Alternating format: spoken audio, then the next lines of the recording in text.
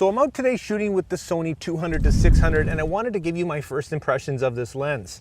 As you can see, it's massive, it's huge, and if you fatigue easily, if you're not a big person, this thing is going to kill you. It's killing me, and if you have to hold it on a bird or something for any length of time, you're really gonna notice it. It's a beast of a lens. So that's the first thing, guys. But as far as its performance, it's looking pretty good. I've shot it on my full frame Sony a7 III, and now I've got it on an APS-C body just to see the differences.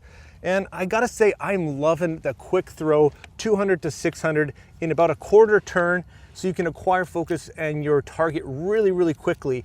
That's just amazing. And the fact that it's all internally focusing and zooming, it's a great, confident lens when it comes to weather sealing.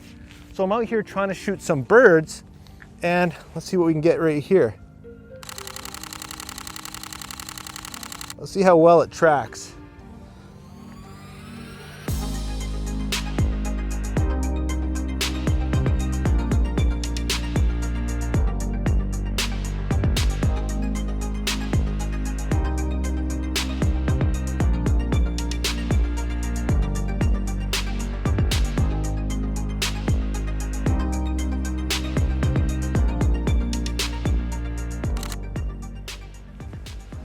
So yeah, we're out here shooting some birds, and you never know what's gonna pop up. I'm gonna put this thing through its paces before I give you guys my full in-depth review as always.